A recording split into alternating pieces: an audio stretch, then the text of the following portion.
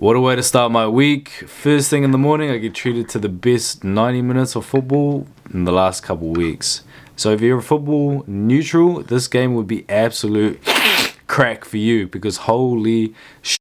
Brighton is such a well-coached team.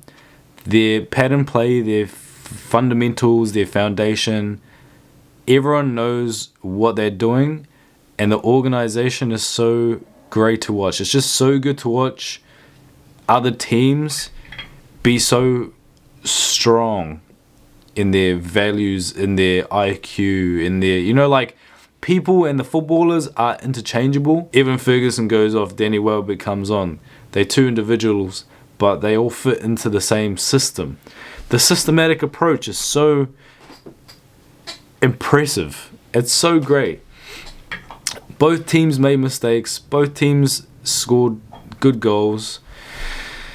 Ah, man, as a neutral, this would have been like one hell of a game to watch. It is one hell of a game to watch, even if you're a fan of either team. I think the first goal was such a horrible goal to give away because, look, all goals are not good goals to give away or horrible goals to give away, but in terms of the game, it was so even for that first 30 minutes. Even though Brighton did have the better of us in the first half, they were finding their free man a lot easier. They were picking apart Liverpool's press. I think it was McAllister, he got pickpocketed. Because either McAllister or Szoboszlai had to interchange with Robbo because he was just getting... They identified that as a weakness too. They just put pressure on. They just put a whole lot of pressure on. And so you need a midfield in that spot, in Robertson's spot, to help alleviate the pressure. You get a lot more ball control with a midfielder and the ability to pass with either foot. Robertson's very left-footed, and if your first touch not on point, you're caught and you have to go back, and that affects the build-up. So Liverpool then were using Alisson in the build-up, so a wide split 2 instead of a building up with a 3 at the back. And we already know it worked for us a couple of years ago, but we know why we don't do it from last season. Got absolutely picked apart, and I'm not happy that a goal got scored against my team, but it's just a good reminder that you need that extra play for insurance. And that's just how football has evolved, within the last 5 years. I feel so spoiled just to see how, never in my entire life I thought Brighton will go lead us up punch to punch. It's such an even game. It's such a good game to watch. Even though ideally I would want Liverpool to win, but it is what it is, Brighton identified the weakness and waited, stuck to their foundation and their values and played out, as well as press intelligently. And that's the thing, you're not headless chickens running all over the place.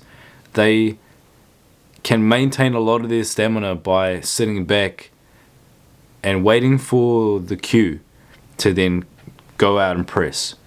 So, second goal in the game, the first goal from Liverpool was from Harvey Elliott pressing up nice and high onto one of the centre-backs, I'm pretty sure, or Pascal Gross. He plays it in, Dom wins it in the pivot, makes its way back. Harvey was there to score, but he done the most unselfish thing, left it for Salah. Salah puts in the back of the net.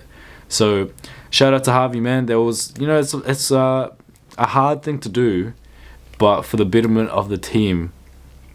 Even though, personally, I think if he just puts his foot through it, then you score. But that shows some good character and respect for the entire team. Subbing Gravenberch for Elliott to get a little bit more industry in the midfield, and Gravenberch, one hell of a talent, eh? It's that, I think it's like the final, from the eye test, okay, from what I see, he's such a good talent, like he's so good, but it's like he hasn't been playing for so long, and that last part of your football brain just needs to activate with confidence and a little bit of ego, and this guy's got it. I mean, he was pinching balls when he came on.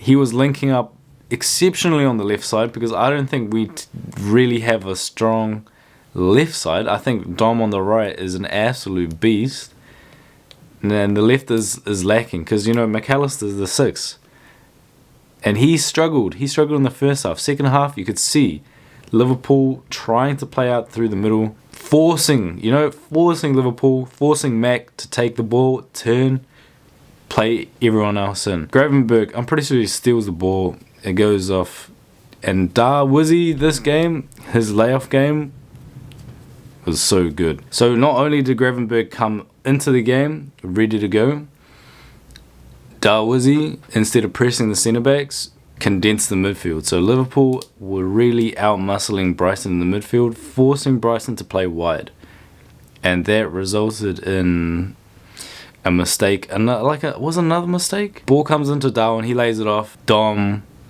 gets taken down for a pen. Penalty 100% clear cut. Salah puts it away. 2-1.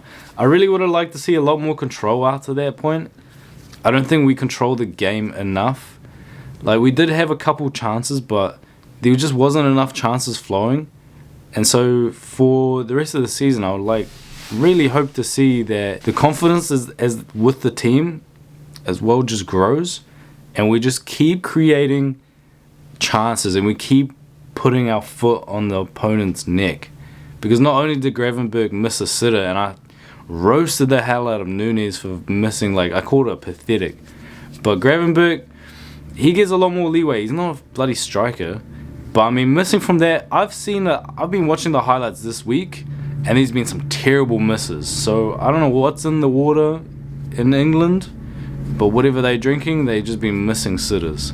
I said in the Europa League, this is a new Liverpool team, and everyone needs to understand that, and we just need to pick ourselves up and go again. You need to take nothing away from Brighton. Just because they're not one of the big 6 teams doesn't mean they're a dummy team. They are so well organised, and they will give every single team out there a run for their money. But that second goal, man, I think Robbo has enough experience to know, bro, you got to get something behind that. But it's a mistake. You can see, clearly by my face, I'm not, furious or outraged like last week with Tottenham.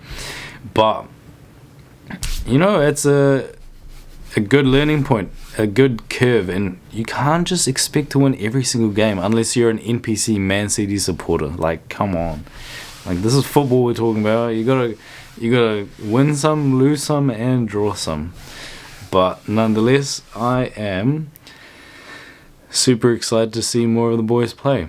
I think now there could be a game in another week, but I'm not entirely sure. There's some international break coming up. So comment down below if you agree with my take, sub up, share to your friends, and I'll see you all in the next one.